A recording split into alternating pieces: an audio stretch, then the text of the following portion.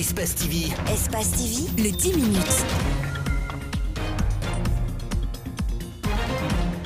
La CONASOC sort de son silence et se prononce sur le déploiement des patrouilles mixtes pour lutter contre l'insécurité et le banditisme selon le gouvernement.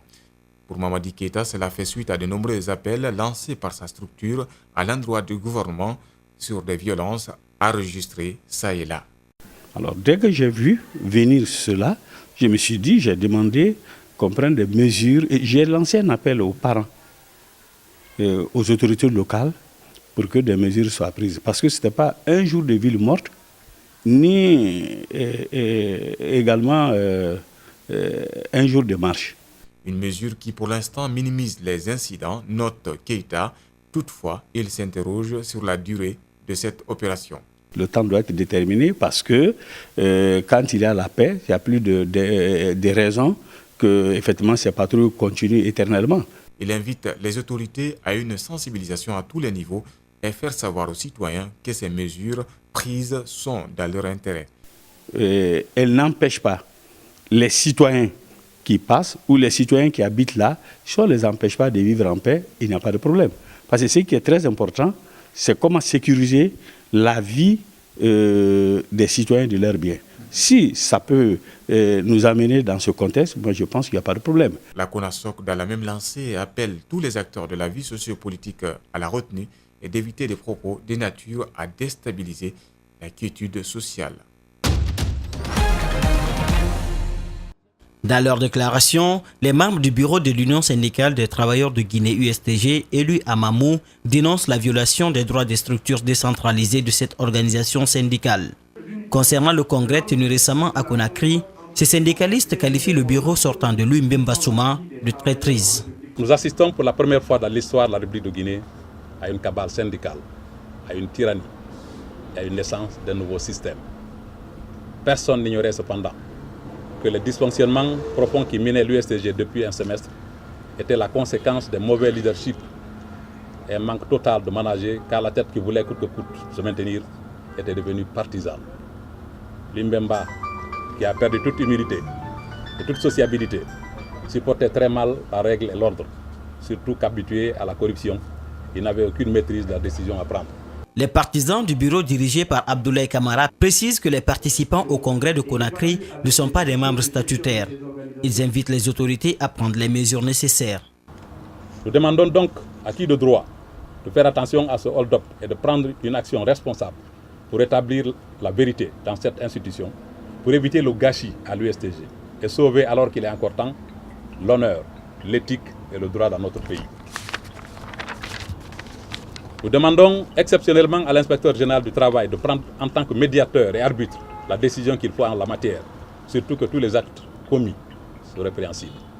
Ces syndicalistes demandent à leurs collègues de se mobiliser afin de barrer la route au bureau élu à Conakry, dont le secrétaire général est Abdoulaye Sow de la FESABAG.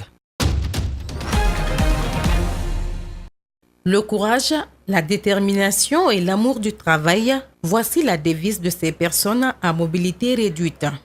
Victimes de la poliomyélite, elles ont décidé de vivre de leur sueur. Dans cette équipe, certains font de la cordonnerie, d'autres la couture et la percussion. Pour eux, être handicapés ne condamne pas les hommes à vivre sous la dépendance. C'est pourquoi ils se sont organisés en ONG pour combattre la mendicité. Ce n'est pas du tout facile. Mais l'homme aussi, ce n'est pas la taille, c'est l'expérience. Et je me suis dit, je suis handicapé et j'ai un métier. Pourquoi pas donner ce que je connais à mes collègues, à mes semblables qui sont les personnes handicapées. Raison pour laquelle j'ai pu réunir maintenant les personnes handicapées autour de moi, ceux qui veulent faire le travail, ceux qui veulent vivre avec leur travail sans la mendicité. Aujourd'hui, les membres de l'Action pour le futur des handicapés sont confrontés à plusieurs problèmes depuis leur installation sur ce domaine. Depuis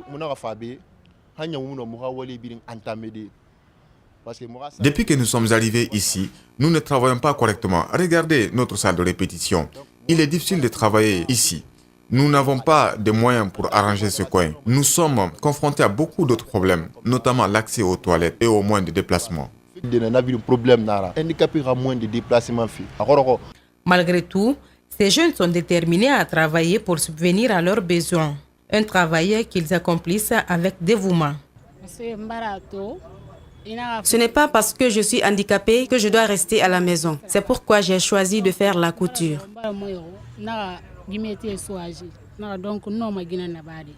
Ibrahima Diané et son équipe veulent sensibiliser leurs collègues dans la rue à les rejoindre pour partager leur savoir. Pour cela, ils demandent de l'aide pour que leur action aboutisse.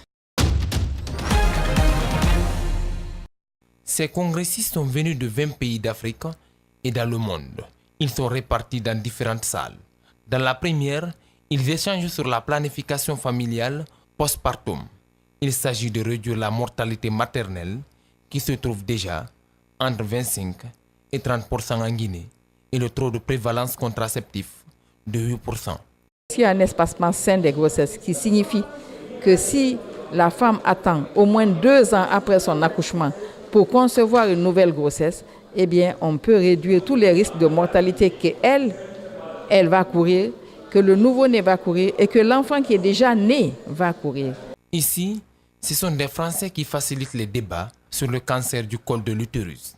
L'accent est mis sur la prévention, notamment le dépistage, la prise de conscience des patients, la sensibilisation et la formation des professionnels de santé. En France, actuellement, le cancer du col, c'est le 16e cancer de la femme. Et donc, alors qu'en Afrique, c'est le premier cancer de la femme. Donc, il n'y a pas de raison qu'on ne puisse pas obtenir le même résultat en Afrique. Mais évidemment, c'est une action qui prend du temps, qui prend de l'énergie et qui demandera effectivement beaucoup de travail pour arriver à un résultat qui est certain. La Société africaine de gynécologie d'obstétrique a déjà 30 ans d'existence. Durant ces années, plusieurs activités ont été réalisées, telles que le renforcement des capacités des professionnels de santé, la mise en œuvre des stratégies sanitaires des pays membres. Aussi bien le gouvernement guinéen que les partenaires techniques et financiers ont investi beaucoup d'argent pour organiser ce congrès de Conakry. À partir de Conakry, je pense que beaucoup de choses vont changer, aussi bien dans la mise en œuvre des programmes de santé de la mère et de l'enfant, aussi bien dans la formation des agents de santé que dans la recherche. Rendez-vous est donc pris pour le lundi qui marque le début du congrès. À l'appel de Marine Le Pen, qui avait invité les manifestants à venir sur les Champs-Élysées, effectivement, près de 5000 personnes sont mobilisées. Mais ce que l'on constate, c'est qu'aujourd'hui, l'ultra-droite s'est mobilisée, est en train de vouloir dresser des barricades sur les Champs-Élysées. Nos forces de sécurité avaient parfaitement anticipé cette situation. Et donc, petit à petit, l'ensemble des obstacles qui sont mis sur les Champs-Élysées sont neutralisés et les forces de l'ordre avancent avec des moyens d'intervention qui permettent d'éviter tout blessé. Les lanceurs d'eau, vous avez pu le voir, l'usage de bombes lacrymogènes qui permettent justement de repousser les assaillants, repousser les séditieux. Parce que ce que je constate depuis ce matin, à travers cette mobilisation de l'ultra-droite, c'est qu'au fond, les séditieux ont répondu à l'appel notamment de Marine Le Pen et veulent s'en prendre aux institutions, comme ils veulent s'en prendre aux parlementaires de la majorité.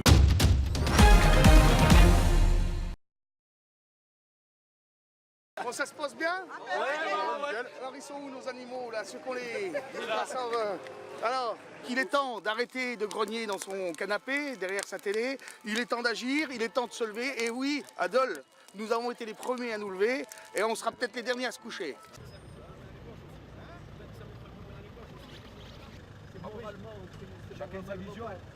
Comme tous les Marseillais, comme tous les Français, il y en a ras-le-bol. J'ai une fille, j'ai un petit-fils, il faut que les choses changent, il faut que ça change. Ça suffit, stop.